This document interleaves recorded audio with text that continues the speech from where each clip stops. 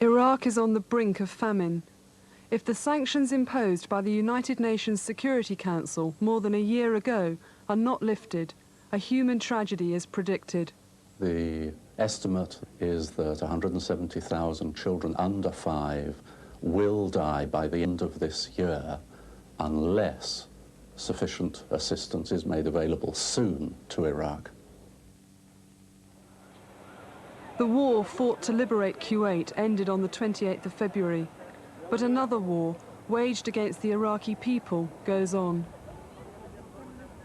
The United Nations has estimated that 9,000 homes were damaged beyond repair during the conflict, with direct civilian casualties in the thousands. All over the country, raw sewage remains in the streets, bringing further deaths from disease. Thousands of the 2 million refugees that fled after the war and civilian uprisings remain displaced. In the north, the Kurds are still holding out in the ruins of their mountain villages, previously destroyed by Saddam Hussein. In the south, many Shias are isolated in refugee camps. Thousands still hide in the marshlands, where no agencies can get to help them. Whole communities are at a standstill. Reconstruction is impossible while the sanctions restrict imports.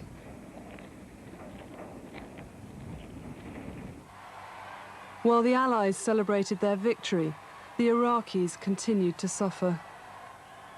This is the first time in history that the United Nations, set up to promote peace, has passed resolutions which have effectively prevented a country from importing food for its people. All humanitarian law has always prohibited, under all circumstances, including to an enemy army in time of war, cutting off needed medical supplies and food. You know? You don't starve people to death, and you don't just let them die because they can't get medicine that they need.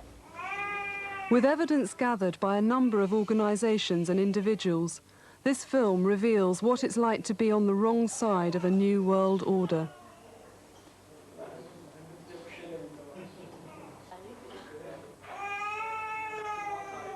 It was a shocking sight and a pitiful sight, a kind of a policy, you know, you drop the bombs now, and the dying goes on later.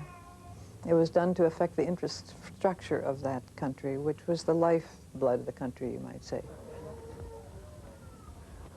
We started to see PK, that is babies who try to compensate their nutritional deficiencies by eating dirt. They start to eat dirt, our babies. Seeing the children there reminded one of the countries of Africa, the kinds of images and pictures that you see on television with the starving children, dehydrated children, with the large eyes, the scrawny bodies, the listlessness, the inability to hold up their heads and so forth. And also this is a case of typhoid with gastroenteritis, vomiting and diarrhea. And also this is a case also of typhoid with vomiting and diarrhea also. This is also a case of typhoid. So 6 birds, 4 of them are typhoid. We saw little children from 10 down to less than a year with severe burns. Why did they get burned? Well, now there was no more cooking fuel in the, for the Iraqi families, and so they were using kerosene when they could afford it, and they didn't know how to handle kerosene in the kitchens. And the little kids were getting burned, and we saw them with terrible burns from kerosene. We considered these war-related injuries, and there was no treatment really for them. What we found was really fairly horrific, particularly among children under the age of 5 and especially for children under the age of 2. It was awful. Children were dying in the hospitals at a much greater rate than they had previously. When you compared the death rates for children and in hospitals, the death rates were 2 or 3 times what they had been for the same period in 1990. And what are the chances of her surviving? That we cannot tell. Very little, because she's at the very, very developed stages of marasmus. I found the situation in Iraq really very serious indeed. I was expecting it to be bad, but not as bad as I discovered. And there is every indication that we are facing the early stages of famine conditions in Iraq. We must remember that Iraq used to import 70% of its food, and that up till March it had effectively not been able to import anything for many months. What food does get into the country, mainly from Jordan, tends to get stuck in Baghdad and not out to the outlying regions. But the most important factor of all is that food has become hugely more expensive. The inflation has been 1,000% since the end of the war. Okay, we've got olive oil here. It's 0.4 liters. That become? So 4 dinars. We're talking $12 US.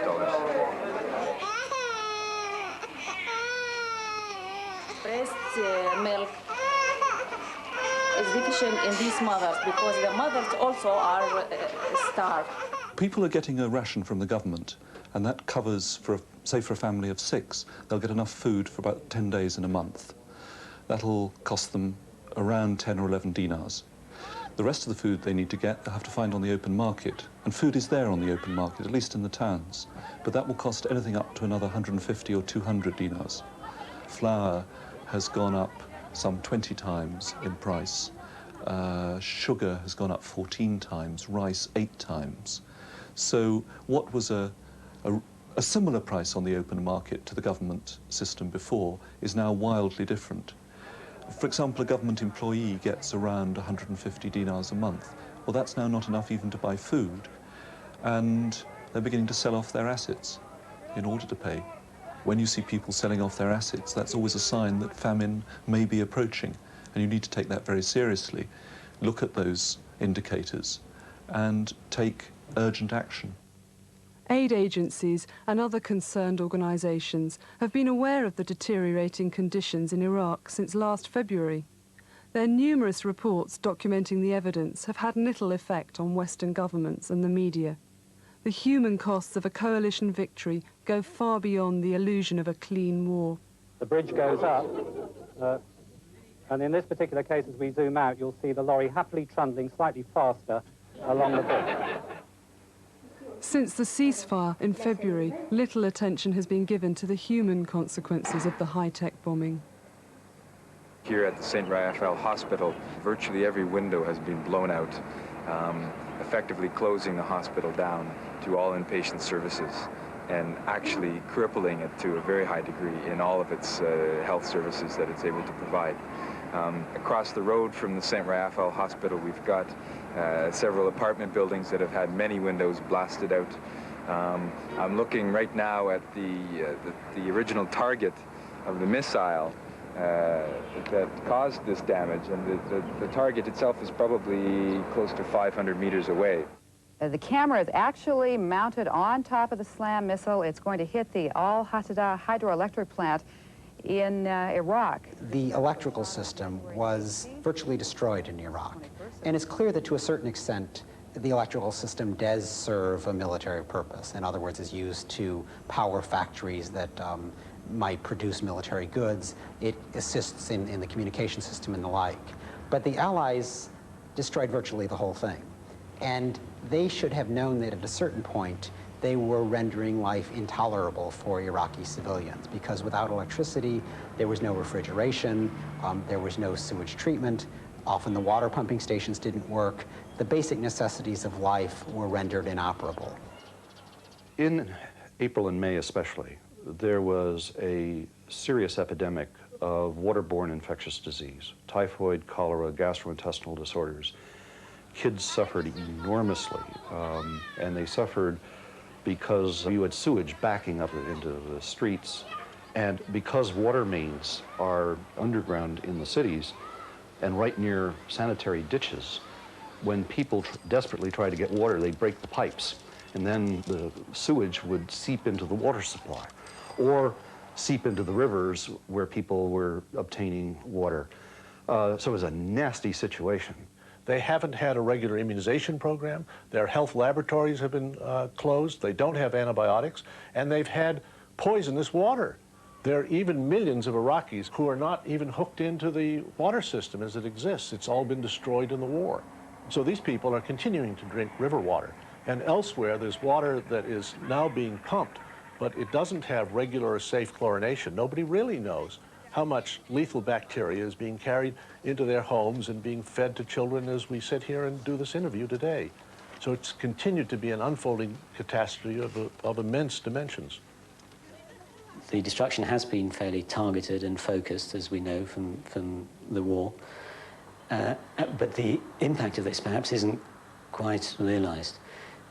For example, the fact that there are no telephones working between cities means that people in the south of the country, including government departments, hospitals, health departments, etc., are very cut off.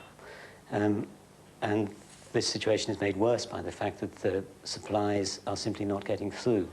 For phototherapy for children who has jaundice, as you see this child has neonatal jaundice, we usually treat him with phototherapy, and as you see the phototherapy has about 6 lamps in. Usually we put only 2 because of shortage of these lamps. And if I want to buy it from the black market also, for each lamp about 10 dinars. The doctor has also been telling us that there's an increase in cholera, typhoid, whooping cough, and for the first time for many years, polio.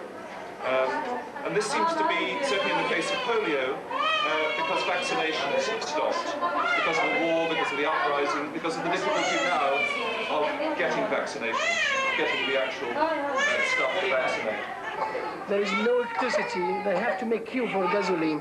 So they took bottles of gasoline, and the child has swallowed gasoline by mistake. Look at his face. He's coughing, so gasoline would affect his lung. Women and children suffer. Those are the casualties of infrastructure destruction. So, if you like, that is as serious as actually using a weapon with a warhead that kills people, a biological warhead that kills people, because you're killing them by having destroyed their means of living. Basically their clean water and their food and their possibility of medical help. It's longer and more painful and more devastating, but you're killing them in the same way. 4 days after the Iraqi invasion of Kuwait, the United Nations Security Council adopted Resolution 661, putting a total trade embargo on Iraq. The purpose of the sanctions were to apply such pressure that Saddam Hussein would be forced to withdraw. The Soviet Union's strategic influence in the Security Council changed in 1990, allowing the United States a dominant role. And the idea that this council has somehow become the United States Foreign Ministry is an insult to the members of the council and to their determination to resolve this issue. The imposition of sanctions was quickly followed by the mobilization of forces to defend Saudi Arabia's borders. As the rapidity of the military build-up brought the threat of war even closer, the sanctions were welcomed as a non-violent means of solving the conflict. Like most other people before the war, I myself supported sanctions. I believed that sanctions were a viable, non-violent method to avoid military conflict in the Gulf. And I thought if there was any hope at all that sanctions could help get an Iraqi withdrawal from Kuwait, then we should support them. Resolution 661 stated that the embargo on Iraq should not include supplies intended strictly for medical purposes and in humanitarian circumstances foodstuffs. But already shortages were being felt. What's more, ration coupons have been issued for some essential commodities. There's no great scramble for any of this, but there is concern about supplies of powdered milk, rationed to 3 tins a month. It's all imported. Sanctions mean none is coming in. A young girl being given a barium meal had to have it without a sedative. There's none left. Medical supplies for humanitarian use are not supposedly affected by sanctions. The British say they can be exported. The UN committee has still to decide how it defines the word humanitarian. Desmond Hamill, ITN, Baghdad. When I read those resolutions, I felt that Clearly, food and medicine was exempt, so there would be no problem that we weren't intending to starve and to kill Iraqi civilians. We just wanted the government to withdraw from Kuwait. However, when one moves forward a few days into Resolution 666, the reality of the sanctions, I think, becomes much more clear. Resolution 666 defines what they mean by humanitarian circumstances. And what the resolution says is that until such time as the Security Council, not even the UN, but the Security Council declares a humanitarian emergency in Iraq, until that time, not a single ounce of food is allowed into Iraq. The terms of Resolution 666 meant that no emergency could be declared until assessments were made by the UN in Iraq and Kuwait. The importation of medicine was controlled under the strict supervision of the government of the exporting state. Many drug companies avoided the political and financial risk of trade with Iraq.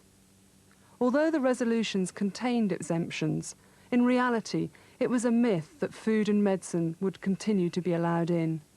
A high-ranking UNICEF official mentioned to me during the war that they had been told by the Sanctions Committee that one of the products that they wanted to take in was a kit for midwives so they could assist in deliveries.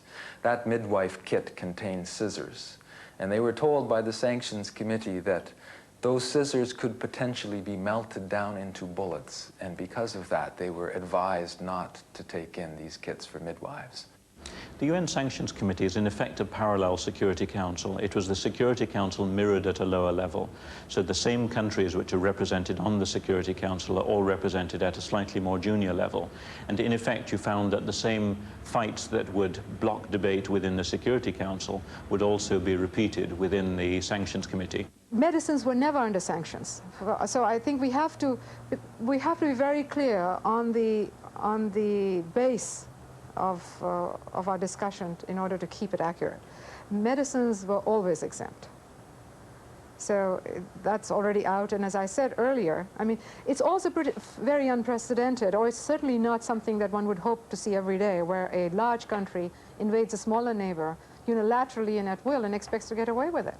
Many people told me that the frustrations which would be vented in the Security Council would also be worked out in the Sanctions Committee. So the political alignments were all the same. People were meant to be there to enforce UN resolutions, but in practice they played politics.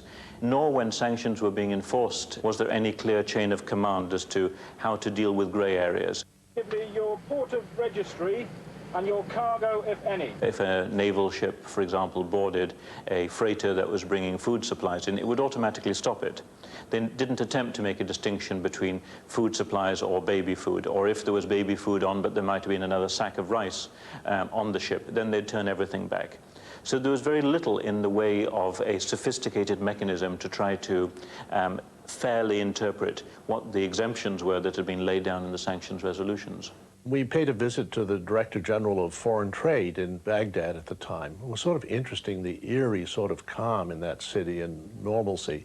And the man was an absolute straight shooter, I'm convinced, 100% telling the truth about things. And he brought out a manifest or a detailed summary and showed that they had purchased, prior to last August, prior to the imposition of the embargo, about 3,350 tons of baby milk, both canned liquid milk and powdered milk. And it was rotting away in ports all over the world, from Port Said, Egypt, to many tons of it, about half of it in Turkish ports, but all the way up to Poland, and no one would ship it in. And when we got back to the US, we inquired, and to the best we could determine this, the Sanctions Committee, or the great powers that were concerned about imports into Iraq, weren't going to let it in. That it was really a matter of policy, that no baby milk would be allowed into Iraq. I mean, it just flabbergasted me. I was shocked. I still am shocked. What was perhaps the most egregious case to us of an abuse of humanitarian circumstances was when the anecdotal evidence started coming about babies suffering and a shortage of baby formula. The United Nations spent 6 months debating among itself about whether infant formula was either a foodstuff or a medicine. They sent this issue to WHO in Rome to examine, and they finally came up with the answer that it could be both. It could be both a food and it could be a medicine. So therefore, because it could be both, therefore they left the issue open. It couldn't automatically be freed to go into the country as a medicine which was exempt from the start. A mission of the International Physicians for the Prevention of Nuclear War went to Baghdad, and they found hospitals that had closed because of lack of supplies.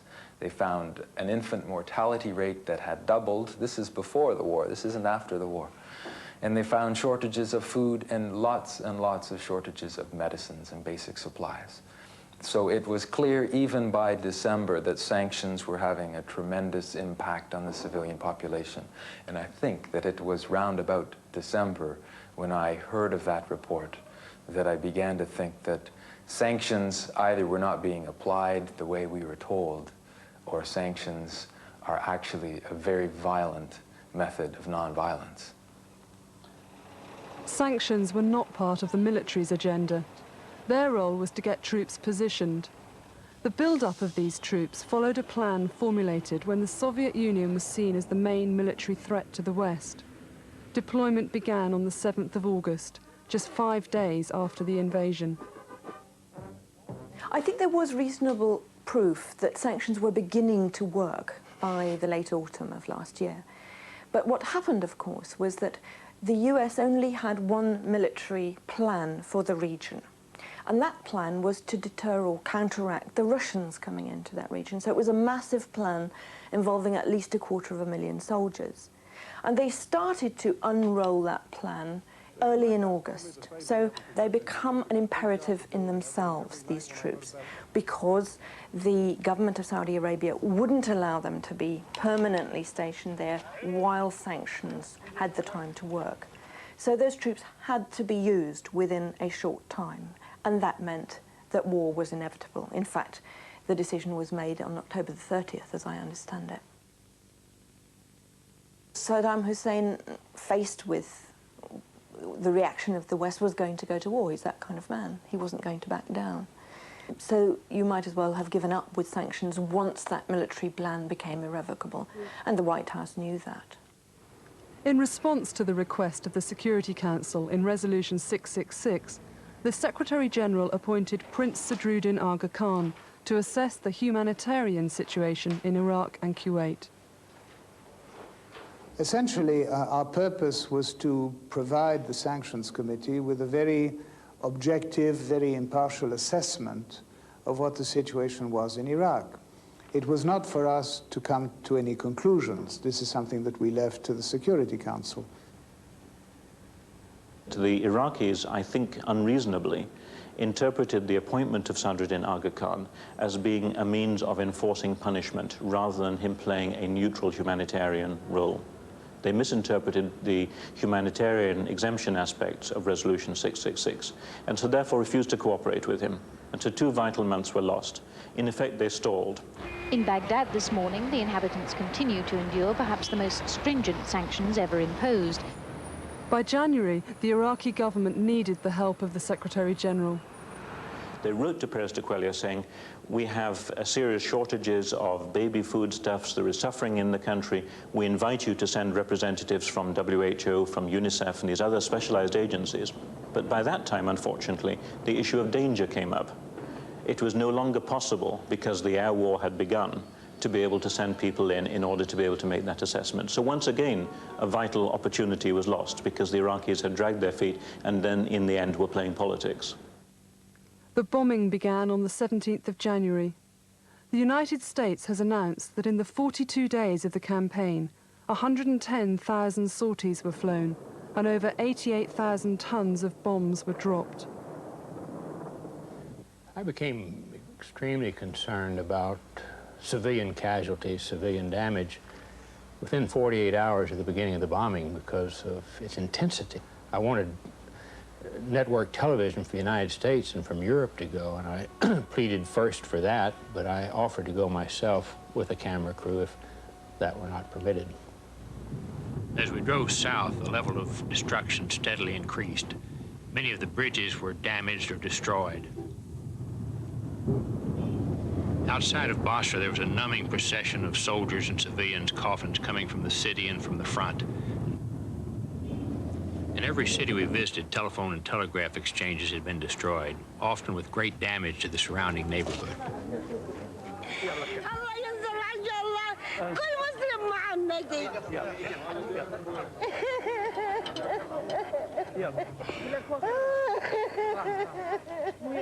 We saw misery every place. It kind of came together in a hospital. You would enter and it would be dark because there's no electricity. It'd be cold because there's no heat.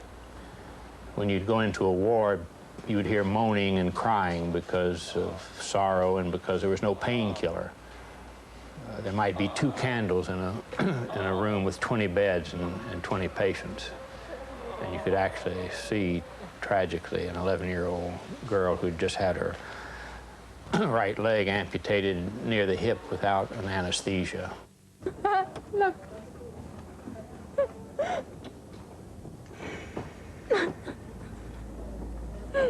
Your family was hurt? Your father was hurt? Yes. Tell me, what happened to your father? His leg broken and his hand and all face. No face. No, his lips and the nose, everything. His eyes. From the fire? From the fire and the... We found the woman's father in the hospital. His face had been virtually burned off. It's very badly injured.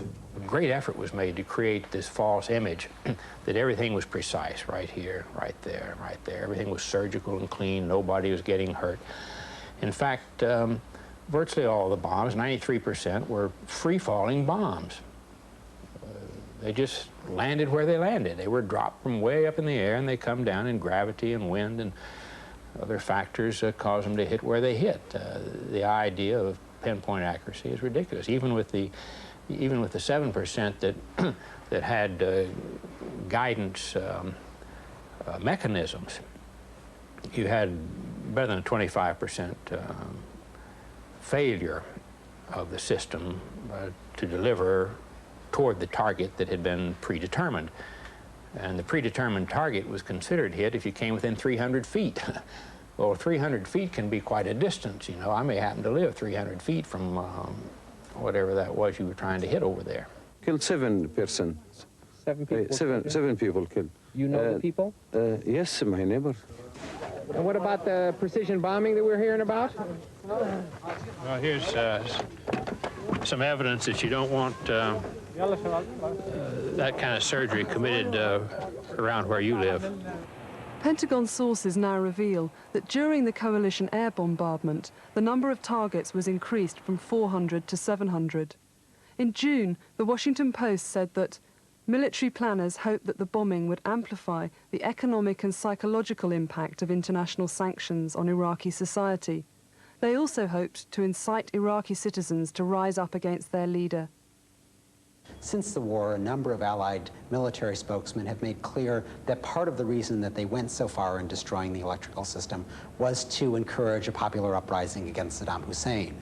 Now, let's grant them the right to seek the overthrow of Saddam Hussein, but the laws of war make clear that it's one thing to target the commander-in-chief of the opposing military forces, which is clearly appropriate. It's quite another thing to use your means to accomplish that end, making life unbearable, if not life-threatening, to the civilian population.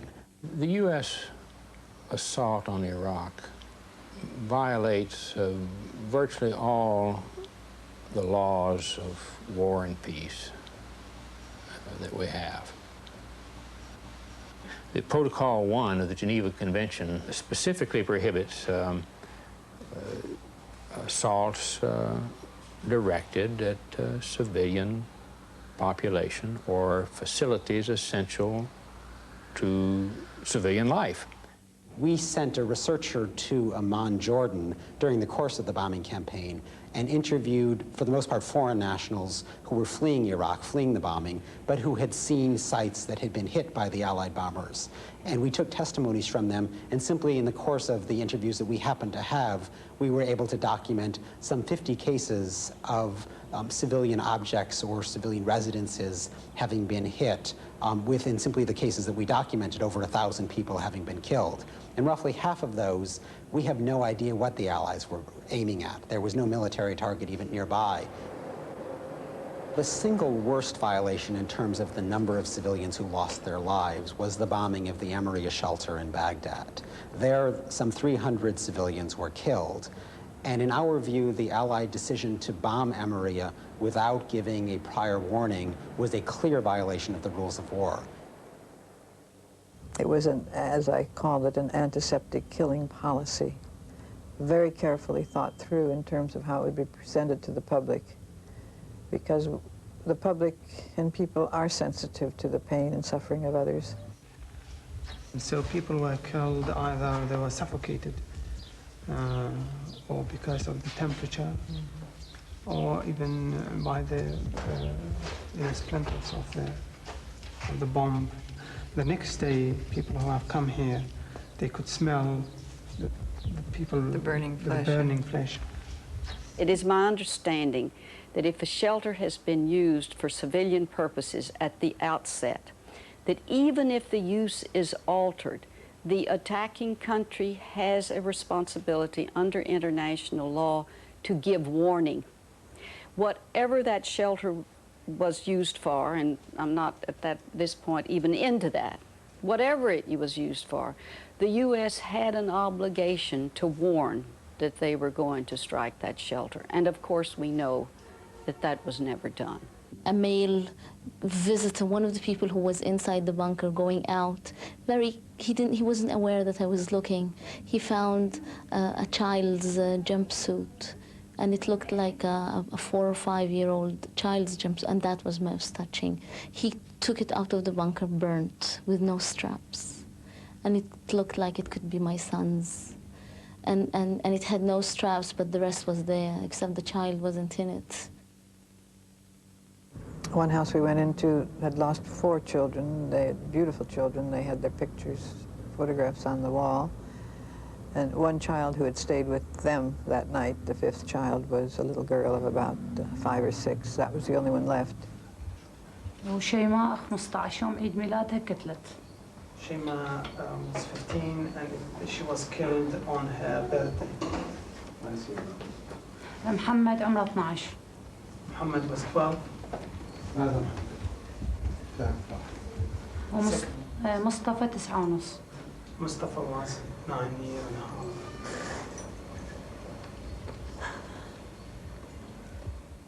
My feelings were those of shame, anger, and sorrow.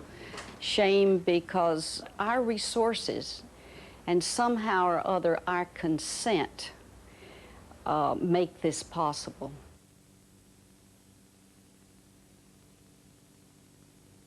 Although now used as Iraqi propaganda, no one can deny the horror of what happened at the Amariya shelter.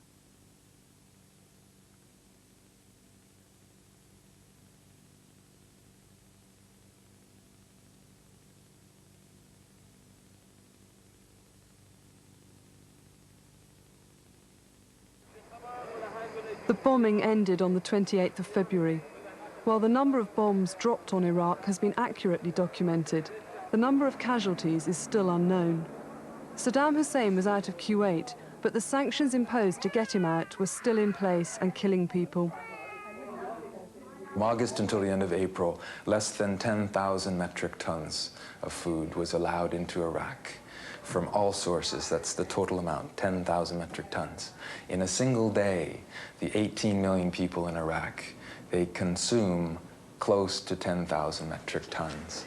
So the total amount of food that was admitted under the sanctions resolutions, the total amount of food that was provided by the international community amounts to 0.5% of what the needs of the Iraqi people were. And for medicine, it was as bad, that the amount of medicine that went into the country was estimated by international sources to be 1/30 of the normal pre-war requirements of Iraq. The situation in Iraq is seriously deteriorating. In Baghdad, home to 30% of the population, Oxfam and Save the Children report a total collapse of water and sanitation systems and a complete breakdown of the health service. In March, the Secretary-General of the UN supplied information to the Security Council in accordance with the requests of Resolution 666. 7 months after the imposition of sanctions, a humanitarian emergency was declared. UN-approved relief agencies were allowed into the country, but Iraq was still prohibited from buying its own food supplies. The situation, of food and medicine is very bad because of the sanction and because nothing entered the country since the 2nd of August except for few relief donation from this society or this agency, which is peanuts for the Iraq, the usual Iraqi consignment and the usual consumption of food and medicine. You know, Iraq used to have medicine worth $5 million daily. From our very first mission in March, Oxfam identified sanctions as being one of the main causes of the humanitarian crisis in Iraq, and we called then for an easing of sanctions, again to ensure that much-needed supplies get through. On the 3rd of April, the United Nations Security Council adopted Resolution 687, which laid out the terms of a formal ceasefire. It included 15 pages of demands on Iraq, including getting rid of any chemical, biological and missile capabilities it had, that all stolen Kuwaiti property should be returned, and that all damage done by Iraq should be paid for.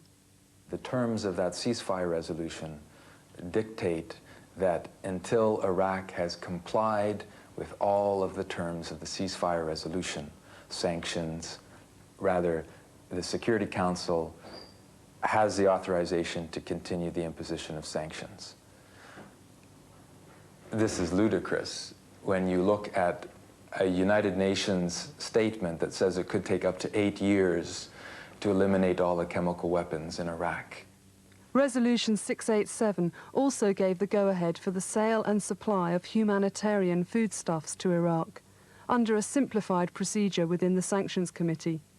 But with Iraq's foreign assets frozen and no oil revenue, it hardly scratched the surface of the looming food crisis in the country.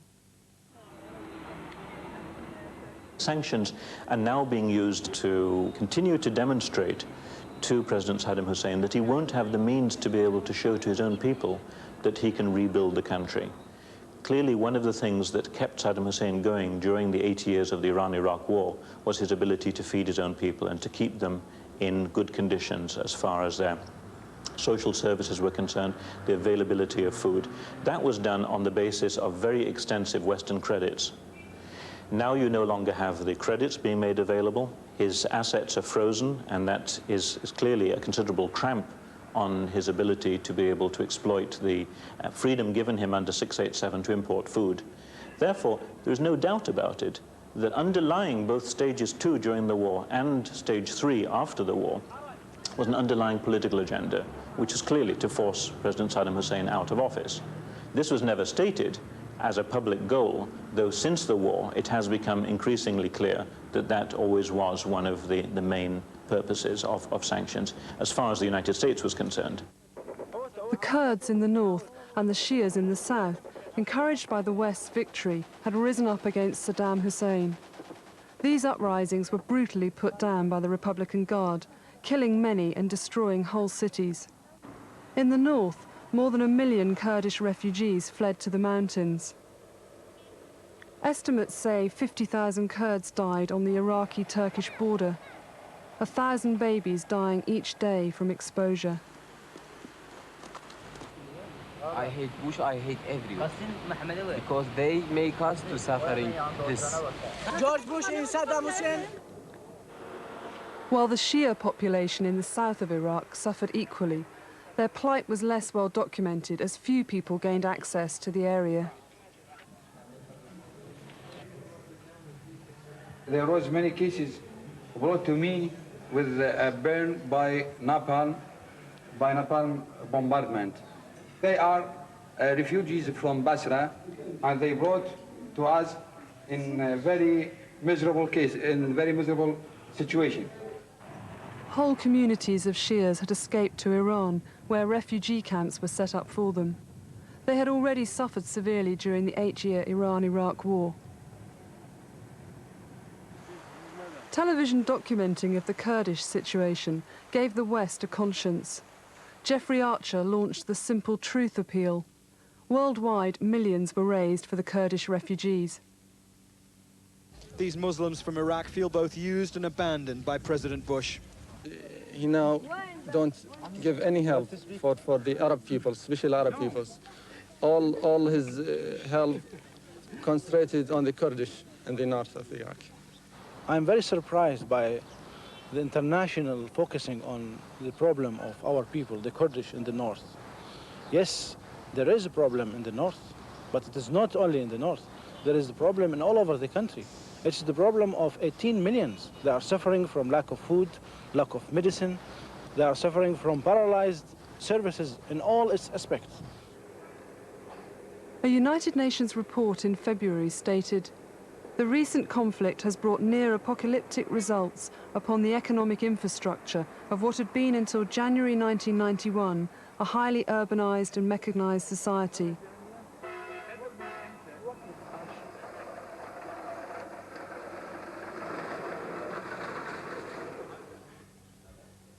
This is a magnificent example of a custom-built Japanese hospital. They're all over Europe. There's a very big one similar to this in The Hague, and it's a copy of what we're seeing here today. Every linchpin is Japanese. All this equipment is Japanese. But this is like some hideous ghost town. Every piece of equipment can work. Some of it needs very, very minor adjustments and very minor spare parts, like this thing here, and none of them are being used because they have no parts. Even refuse collection had been affected. The strict embargo had stopped the importation of anything which might help rebuild the country. Iraq's dependence on Western technology increased the effect of sanctions. This year's harvest had failed, and next year's planting was impossible without seeds and fertilizers. Livestock were dying of disease and lack of food. This veterinary centre was ransacked and essential supplies looted. Before the war and the uprisings, Iraq had one of the most sophisticated healthcare systems in the Middle East, reaching more than 90% of the population. Now, in some areas, only 25% of the health centres were working.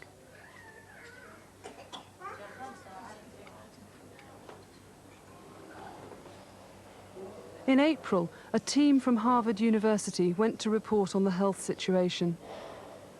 Children are generally the most vulnerable in these sorts of situations, and they tend to show the adverse effects the most readily and to the greatest extent. They're the ones who suffer the most. So we were interested in documenting the health situation of these children, and we wanted the rest of the world to know so that they would both understand the problem and be able to respond to the problem. Okay, the long-term effects is, as you know, when the child gets malnutrition, mainly marasmic, while he is a child growing, it will affect the development of his brain and the growth of the brain. So there is a great possibility that the mental growth of the child will be affected, and it is not reversible, it is irreversible. That is, the damage made to the brain will not be cured when the child is cured and he's having the normal food again. We could cure his body. Before the war, we were holding a very nice campaign to decrease the death rate among pediatric age groups. I mean by doing immunizations and by encouraging breastfeeding. But once the war started and once the sanctions started, what we faced later was not but a catastrophe. You can imagine babies without milk. This is the whole problem, babies without milk. Mothers who were breastfeeding their babies because of the emotional upsets they got, because of the bombing, because of all this, yes, they stopped breastfeeding their babies. There was no milk. And the mother used to express her breast in front of me. Look, doctor, there's no milk in my breast. And if I told, what should I tell her? There was no milk in the market at all. You see the buttocks, that's the music. You see how she's wasting, there is no muscle at all. مرازمك and a little bit dehydrated. The Harvard medical team, along with other aid organisations, had made it clear to the international community that children were at serious risk in Iraq and that they needed help immediately. UNICEF commissioned a report from Tufts University to document what help was needed. Following the return of the mission, the US and UK press carried headlines saying, "Nutritionists find no famine in Iraq." Unfortunately, there was a press release from the university which I did not see. And I don't feel it was a fair reflection of either what we did, what we found, or how we would interpret the evidence. I've been doing a fair amount of damage control ever since. The press release was issued by Dr. Joel Mayer, the president of Tufts, who has been honoured by the Bush administration for his work on hunger. The argument about when is a famine and when is starvation can be a bit academic. What we are saying is that if conditions don't change, famine will develop. The sanctions were not meant to punish the people of Iraq. If they are punished as they are being punished, and if suddenly we see widespread famine in Iraq and a lot of kids dying, you know, the UNICEF projection is very ominous. If that happens, then I'm afraid that all of you are going to be very interested in this new human tragedy, and there will be a backlash even in the coalition countries that will wonder, you know, whether the sanctions were supposed to do this in the first place. The Prince presented his official report to the United Nations Security Council in New York. Many other authoritative reports had been submitted, and the Security Council was no longer able to ignore the disastrous effects of sanctions on the Iraqi people. On the 15th of August, the United Nations passed resolutions 705, 706 and 707, which allowed Iraq to sell $1.6 billion of oil for much-needed food and medicine. But the money would be controlled by the United Nations and not by the Iraqi government. Other conditions for release of its oil were that it pay 30% of its revenue to Kuwait and that it comply with disarmament obligations. Iraq said these conditions violated its sovereignty. So Iraq is still restricted from using its ample resources to feed its own people. The humanitarian work at the moment devolves upon the UN and a relatively small number of non-government agencies. And clearly that's impossible in a country of 18 million people. There has to be a situation where the government takes back the responsibility for running all services of the country. We can only be a very, very small part of that. I think it's a tragedy that we're having to divert so much of our own resources and so much of our own ingenuity and our creativity to a country that was wealthy, that has now been reduced to the state of a third world country. There are tremendous needs, as we all know, for children and for families in Africa, and the sooner we can get Iraq back to the state of prosperity that it was enjoying before the war, the more we will be able to turn to the really urgent and continuing needs of children in other parts of the world. The whole purpose of the sanctions was to try and bring about a political change. This has been admitted. And what I'm afraid of is that the signs so far, certainly when we were in Iraq, is that the sanctions were punishing the people much more than the regime. Sanctions were manipulated, they were cynically manipulated, they were used as an adjunct to foreign policy. And the way in which they ultimately led to a considerable degree of suffering for the Iraqis, when coupled with the bombing that followed, meant that they were responsible for what is now a genuine tragedy. We don't believe that the economic sanctions that are continuing are going to push Saddam Hussein out of office. It's just going to be the people that will suffer. So on humanitarian grounds, we believe that those sanctions should be removed. She said we just let it, precipitate. The war didn't do what it was supposed to do. It didn't solve any of the deep underlying problems in the Middle East. It didn't get rid of Saddam Hussein. It left nuclear weapons intact preparations for nuclear weapons intact in Iraq. As for solving the problems of the Kurds, it made them infinitely worse. So war didn't solve anything. So sanctions are now hobbling along, trying to do what war didn't do.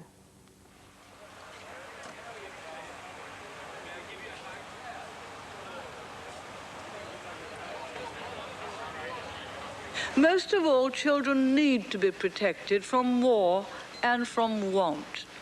And that's something which the United Nations can help in. We may not always succeed, but we must always continue to try. So let us affirm in this historic summit that these children can be saved. They can be saved when we live up to our responsibilities, not just as an assembly of governments, but as a world community of adults. The summit took place more or less exactly a year ago as the crisis in the Gulf was developing. What the declaration of the summit, which 159 countries have subscribed to, stated was that the essential needs of children and families must be protected in times of war, in conflict, in violence, and as a consequence of violence. The Gulf War was the first major test of that pledge given by the world's leaders. We still have to see it turned into a reality. On the 19th of September, Resolution 706 was implemented, releasing $1.6 billion of Iraqi oil. The Secretary-General of the United Nations said this was far too little to meet the needs of the Iraqi people. The punitive sanctions remain in place.